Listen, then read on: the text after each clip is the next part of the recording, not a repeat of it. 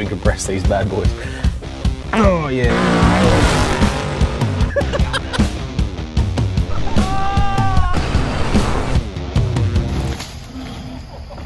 What was that?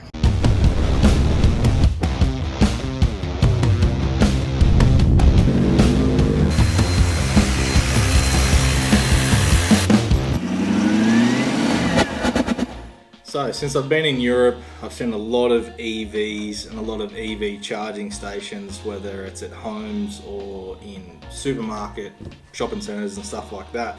Definitely not as much back in Australia as what I've seen here and the amount of electric vehicles that I've seen getting around. Got me thinking that how in Australia are we gonna be able to, because whether we like it or not, like EVs are coming to the country. We're going to be getting a lot more EV four-wheel drives. Rivian is a company that's announced that they'll be bringing their new Ute and I think their SUV as well. So that's one company that's announced it.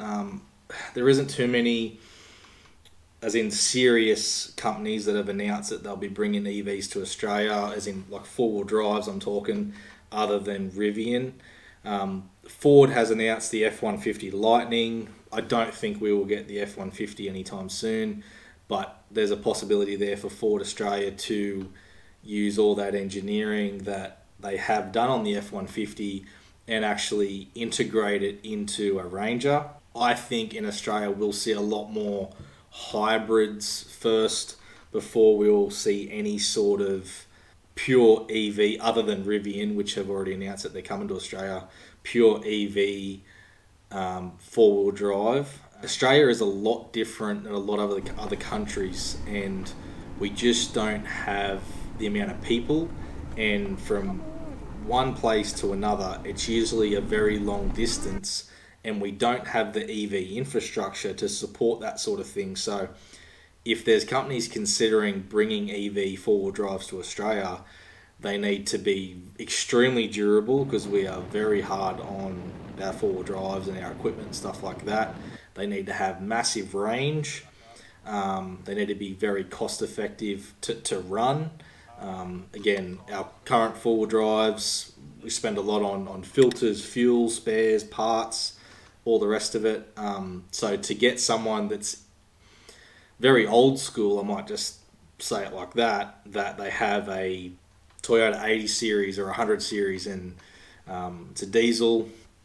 Those things just go forever, and you don't generally have too many problems with them.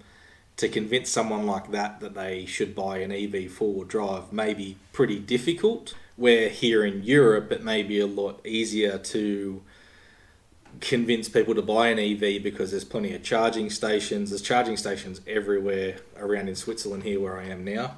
There's charging stations just down at the supermarket centre. I've never seen so many charging stations. So it's a lot easier to convince people here to do it, where they just charge from home, drive to work, do the groceries, pick up the kids from school, drive back home, plug it back in again. So it's very cost effective. You don't have to buy fuel. Servicing is way less. And I hope that companies get to the point in Australia where it is, as technology gets better, I might say, that it's very viable for people in Australia to convert to a electric four-wheel drive. So like I mentioned, I think we'll get a lot more hybrids first. I think we'll get a Ford Ranger hybrid. I think Toyota will do something with the Hilux and the new 300. As those platforms develop, I think that's where we will probably go down that road. Again, Rivian, it'll be really interesting to see how Rivian goes as in their four-wheel drives. Now, 80% of most four-wheel drive owners are going to just do the basic beach runs on the weekend. They're going to go camping up in the Barringtons or the mountains, and then work during the week, pick up the kids from school, do the groceries, the basic sort of run around. That's going to be 80% of the market. 20% will be the die-hard four-wheel drivers that are going to take their vehicles remote, Simpson Desert, Cape York, anywhere across WA where it's extremely remote, even most inland places of Australia, it's going to be hard to have charging stations for the EV four-wheel drives. So what I'm kind of getting at is, how long can we hold out for with electric four-wheel drives? Again, where are we going to be in 10 to 20 years' time? Again, it all comes down to government regulations on fuels and emissions and all that sort of stuff. And even like currently now in 2022, how hard it is for vehicle manufacturers to comply with emissions and stuff. And then on top of that, we've got the AdBlue shortage, and there's just all this stuff where the government is going to push as hard as they can to regulate it so hard on traditional combustion engines. I think that they'll push a lot of people into the EV market. I just hope they get the EV four-wheel drives right. Like the Rivian looks like an amazing four-wheel drive. Its capability, the way you can just do 360s on the dot, direct electric drive motors, no maintenance, none of that sort of stuff. So there's massive benefits, I think, with electric four-wheel drives. The only issue I think we as Australians have is charging them. And we don't want to have to drive, if we're driving up the east coast of Australia, we don't have to want to stop and sit for 2 to 3 hours waiting for our EV four-wheel drive to charge. We want to basically it to be similar to fuel. There'll be some compromise there where depends how good technology gets, but with fast charging and stuff like that, like how fast can they charge these batteries and still have these batteries have a longevity? Like you want these batteries to last, well, if I was going to buy a new EV four-wheel drive, you'd want the battery to last 15 years at least. Shit, I got a FJ40 on the farm. Walk over, never been rebuilt, nothing, crank it, starts. So where would EV four-wheel drives be at that sort of age? So I guess it comes down to a lot of things. Like sometimes you got to replace your engine in your diesel four-wheel drive because they're just tired. They get around to the 400,000 K mark, for 500,000, and they are really tired at that point. So I suppose I could sit down and do a complete spreadsheet on the costs of what I think an EV four-wheel drive would cost against a diesel four-wheel drive. I haven't done that, but it would probably be pretty interesting considering how much you would pay for electricity versus fuel, how much you pay with servicing versus servicing your combustion engine with oils and spare parts, filters, all that sort of thing. And it'd be cool to actually compare it side by side and see what would come out on top. I still think EV four-wheel drives would come out on top, as in a cost-effective sort of position, but I don't think on a longevity, just like the FJ40, I can start one right now, and that vehicle is way older than what I think you would ever get a battery to last.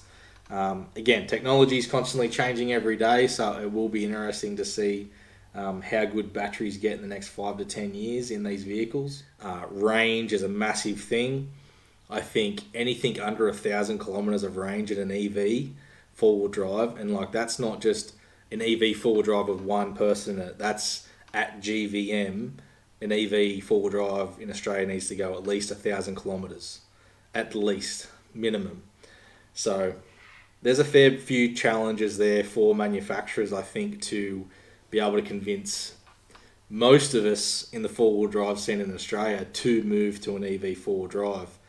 But again, like I said, 80% of the market in Australia, I think, will be able to buy an EV four-wheel drive based on what they think they're going to do with it, and when it comes down to reality that most new young families are going out buying a Ford Ranger, buying a Toyota Hilux, throwing a Train canopy on it, but just mainly the work that the car does is to work, picking up the kids from school, doing the groceries, and the odd weekend away, which I think if EV manufacturers can accommodate that you have an EV with 1,000 Ks of range, I think you'll be easily able to convince a lot of people to buy one. Again, the next 10 years, I think battery technology is going to probably be 5 to 10 fold what it is now.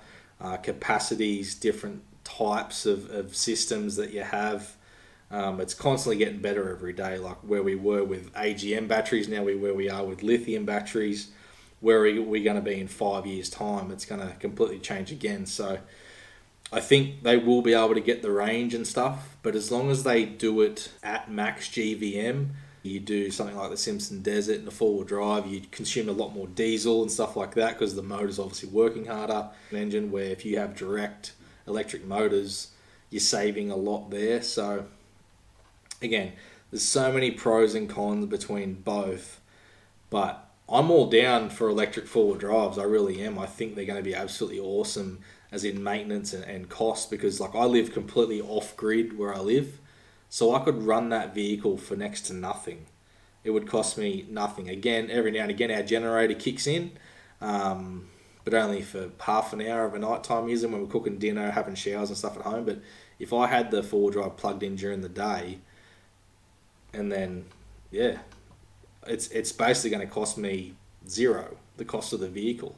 So if you have a full solar system on your house and you're charging your vehicle all day at home, that's friggin' awesome. So I've got my notes here. Small recap on what I think is that the biggest thing for old school four-wheel drivers or four-wheel drivers that are buying combustion engines will be range is the biggest thing. I think range and being able to charge it would be the two main concerns. Again, a lot of them won't be proven because it's such a new market that's evolving every single day, but I think that will be probably the biggest hurdle. But let me know what you guys think down in the comments. Would you consider buying an EV four-wheel drive if you could get over the 1,000 kilometers of range, and as long as I guess the charging availabilities are there, would you consider buying one for your next four-wheel drive purchase? So again, I think there's a lot of benefits, but there's also a lot of disadvantages as long as the government and the manufacturers get their charging abilities right, and there's a wide network, and also the speed of charging. Again, because you don't want to sit around for 3 hours waiting for your car to charge. You want to be able to charge it as fast as possible, and technology is only going to get better, so I think that will improve a lot. But yeah, let me know in the comments what you guys think. Would you buy one? Would you not? Yeah, how long can we hold out with our diesel four-wheel drives for the upcoming future, and also the availability on parts for our old four-wheel drives as well, and how that'll play an impact. So anyway guys, that's it from me, and I'll catch you guys the next one. See yous.